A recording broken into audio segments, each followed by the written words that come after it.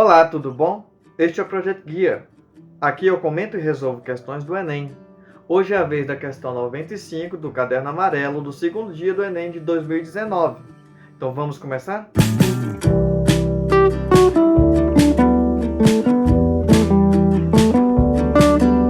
No primeiro período do enunciado, temos: as redes de alta tensão para transmissão de energia elétrica geram campo magnético variável o suficiente para induzir corrente elétrica no arame das cercas. Antes de continuar, perceba que o enunciado da questão inicia contextualizando o conhecimento científico a uma situação cotidiana. Em geral, as questões do Enem seguem esse padrão, ou seja, elas buscam associar os conteúdos ensinados nas escolas às situações que podemos vivenciar em algum momento de nossas vidas. O assunto em questão aqui é o da indução magnética, descoberta pelo cientista inglês Michael Faraday. É importante destacar que Faraday é considerado um dos mais célebres experimentalistas que a humanidade já concebeu. Suas descobertas revolucionaram o modo de viver e impulsionaram o desenvolvimento socioeconômico global, e isso lhe tornou um dos cientistas mais influentes de todos os tempos. Contraditoriamente, no entanto, Faraday não teve acesso a uma educação formal, porque era de uma família muito humilde. E como consequência da falta de estudos, Faraday não conseguia desenvolver cálculos avançados. Como assim um dos cientistas mais influentes de todos os tempos não conseguia fazer cálculos? Acontece que ele tinha uma habilidade única de mentalizar os fenômenos e de ilustrar as suas causas. No magnetismo, por exemplo, ele criou o conceito de linhas de indução. Linhas de indução? Vamos por partes. Você provavelmente sabe o que é um ímã. Então também deve saber que qualquer ímã possui dois polos, que chamamos de polo norte e polo sul. Perceba que o polo norte de um ímã repele o polo norte de outro ímã. Da mesma forma, os polos sul também se repelem. Conclusão: polos de mesmo nome se repelem. Agora, veja que o polo norte de um ímã atrai o polo sul do outro ímã. Conclusão: polos de nomes diferentes se atraem. Para explicar esse fenômeno, Faraday imaginou que as linhas de indução se orientam do polo norte ao polo sul. Dessa forma, se um polo norte se aproxima de um polo sul, as linhas de indução se unem, fazendo os ímãs se atraírem. Por outro lado, se um polo norte se aproxima de outro polo norte, ou um polo sul se aproxima de outro polo sul, as linhas de indução não se unem, causando repulsão entre os ímãs. Se você jogar limalha de ferro sobre um ímã, você poderá visualizar as linhas de indução a partir da orientação que a limalha assume. Em 1820, o cientista dinamarquês Hans Christian Ørsted descobriu que a corrente elétrica em um fio causava deflexão na agulha de uma bússola que estava próxima ao fio. Eu tenho aqui uma bússola e um fio por onde eu vou passar uma corrente elétrica. Veja que a bússola está apontando para o norte, mas quando eu conecto a bateria, uma corrente elétrica passa pelo fio e a direção da bússola muda. Com essa descoberta, Ørsted percebeu que um fenômeno elétrico estava interferindo em um fenômeno magnético. Era o nascimento do que hoje conhecemos como eletromagnetismo. Estava claro que a mudança na orientação da bússola era causada por um campo magnético originado pela corrente elétrica no fio. Para entender isso, vamos utilizar o conceito de linhas de indução criado por Faraday. A corrente elétrica gera um campo magnético em torno do fio. Sabemos que o campo magnético é um vetor. Portanto, convencionou-se que o sentido desse campo é dado pela regra da mão direita. Essa descoberta revolucionária é a base para a construção de motores elétricos que encontramos em vários lugares, como ventiladores, liquidificadores, etc. É provável que Faraday tenha tido o seguinte raciocínio: se a ação de uma corrente elétrica gera um campo magnético, então a ação de um campo magnético também deve gerar uma corrente elétrica. Mas foram necessários pouco mais de 10 anos até ele descobrir como isso é possível. Foi somente em 1831 que Faraday chegou ao que chamamos de Lei da Indução Magnética. Veja só, quando eu enrolo um fio no formato de uma bobina em torno de um parafuso e conecto a uma bateria, eu obtenho um dispositivo que funciona exatamente como um ímã. Esse dispositivo se chama eletroímã. Isso acontece porque a corrente elétrica no fio gera um campo magnético. Então quer dizer que eu posso gerar energia elétrica se eu puser um ímã na frente de uma bobina? Olha só, eu pus o LED nas pontas dessa bobina. Agora eu vou pôr um ímã na frente da bobina. O ímã gera um campo magnético e as linhas de indução estão atravessando a bobina. No entanto, o LED não acende, porque aqui não está havendo geração de energia elétrica. Faraday descobriu que somente um fluxo magnético variável é capaz de gerar energia elétrica. E essa é justamente a lei da indução magnética. Fluxo magnético variável induz corrente elétrica em um condutor. Isso significa que eu tenho que movimentar o ímã na frente da bobina para o LED acender.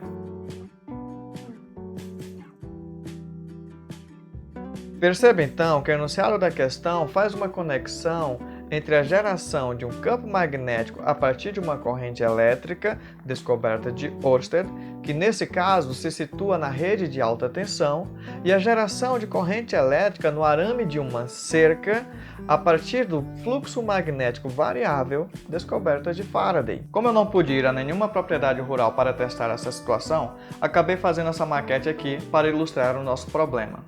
Aqui temos uma bobina que representa a rede de alta tensão.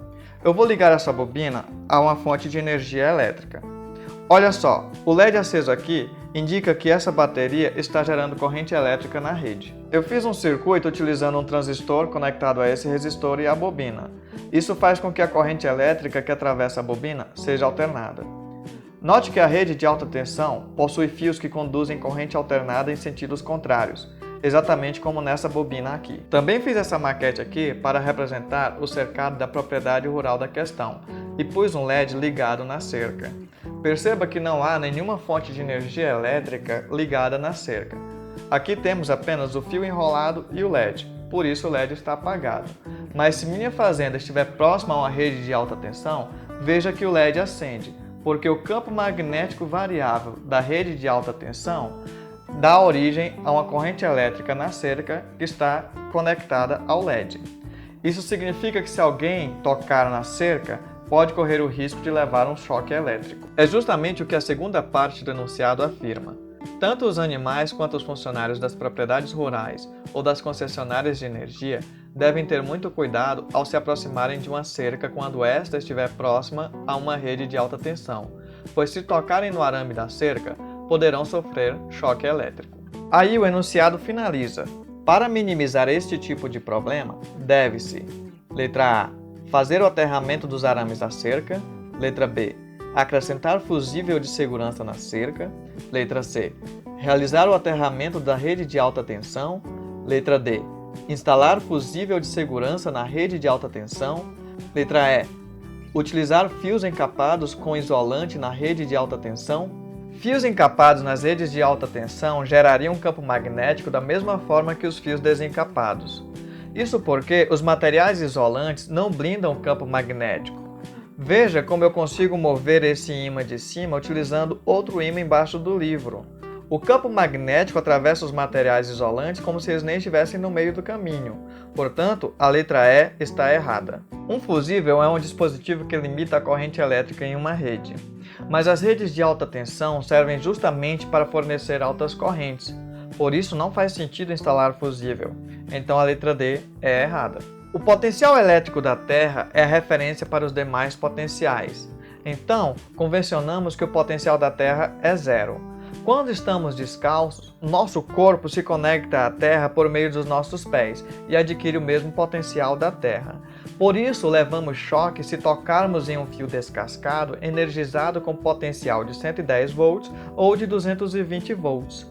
Não faz sentido aterrar uma linha de transmissão justamente porque o seu potencial precisa ser diferente do potencial de referência para que seja possível transmitir energia elétrica.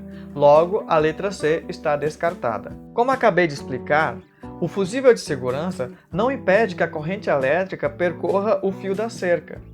Então também descartamos a letra B. Resta então a alternativa A. Aterrar a cerca faz com que ela assuma o mesmo potencial da Terra. Como a pessoa também está no mesmo potencial da Terra, então ela estará no mesmo potencial da cerca. Assim não há chances de choque elétrico. Esse é o mesmo caso, por exemplo, de um pássaro que pousa em um fio de alta tensão. Ele não é eletrocutado porque as suas duas patas se encontram no mesmo fio, ou seja, no mesmo potencial elétrico. Aproveito aqui a oportunidade para dar uma alerta. Muitas pessoas ignoram totalmente a importância do aterramento. Tem gente até que rompe o pino central de alguns plugs. E eu até já vi chuveiros elétricos que não estão conectados com fio terra. Não aterrar equipamentos pode ser muito perigoso. Essa foi a questão 95 do Caderno Amarelo do segundo dia da prova do Enem de 2019. Se você gostou desse vídeo, ajude curtindo e compartilhando. Você também pode se inscrever nesse canal e ativar o sininho para receber notificações de novos vídeos. Se ficou alguma dúvida, deixe um comentário. Obrigado por ter assistido até aqui. A gente se vê no próximo vídeo.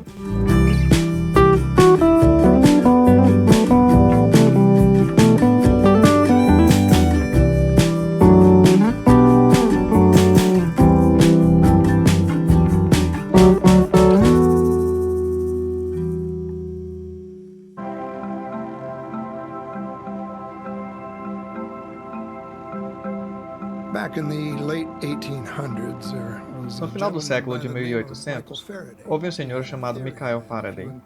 Ele tinha uma teoria em que um homem trancado em uma gaiola metálica energizada, não importa a voltagem, o homem estaria seguramente vivo, porque a voltagem iria fluir somente por fora da gaiola.